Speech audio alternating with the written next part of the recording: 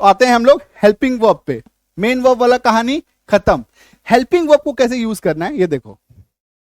अगर किसी हिंदी वाक्य के लास्ट में आपको दिखता है चुका है, चुकी है, या लिया है ना, या लिया है, एक ही बात है, ठीक है, तो वहां पे हमें लगाना है हैज। ठीक है, जैसे मान लो वह खा चुका है, वह खा चुका है, इसी वाक्य को हम लोग कह सकते हैं क्या, उसने खा लिया है, उसने खा लिया है। ठीक है, ये देखो लिया है भी दिख गया, चुका है दिख गया।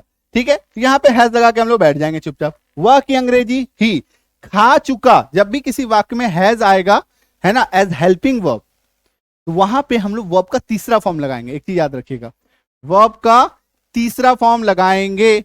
और एक बात माइंड में और भी सेट कर लीजिए, अगर हैव हैज हैड किसी भी सेंटेंस में एज हेल्पिंग वर्ब आएगा, है ना, किसी भी सेंटेंस में अगर हेल्पिंग वर्ब के रूप में आ रहा है तो उसके साथ V3 लगाना फिक्स है। वर्ब का तीसरा फॉर्म वहां पे फिक्स कर दिए, चाहे वो हो सकता है हैव हैज हैड कुड के साथ ऐड होके आ जाए, could have, should have, would have, तो भी लगाना है ना। तो हैव हैज हैड एक ऐसा टर्म है, अगर इस सेंटेंस में आता है तो वर्ब 3 अपने साथ लेके आता है।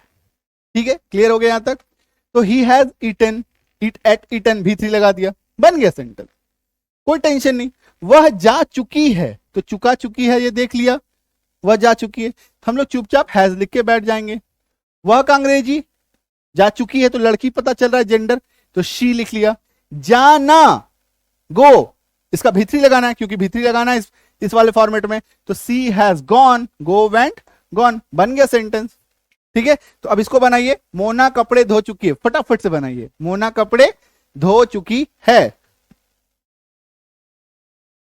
क्लियर है, मोना कपड़े धो चुकी है, फटाफट से इसकी ट्रांसलेशन कीजिए।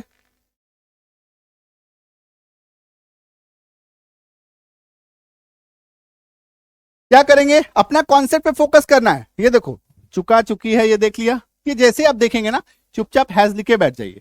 इसके बाद मोना, शुरू में जो दिखता है उसका अंग्रेजी लिख लीजिए, मोना। ठीक है, अब देखो धोना, वर्ब, क्रिया को ढूंढना है।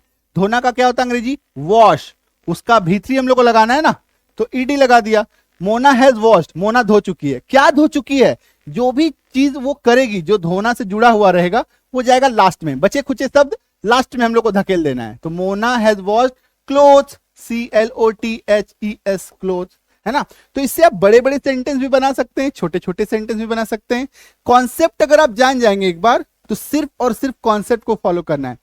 देखिए सिंपल सा फॉर्मूला है, सिंपल सा चीज है कि जब भी कोई सेंटेंस में हम लोग को क्या रखना है, ये रख लिया, ये रख लिया, ये रख लिया, इसका जो भी आएगा वो सब लास्ट में जाएगा, है ना, जो आएगा सब लास्ट में जाएगा, इसलिए टेंशन उसमें आपको एकदम नहीं लेना है। क्लियर हो गया, तो ये हो गया helping verb number 1। Helping verb number 2, helping verb में भी थोड़ा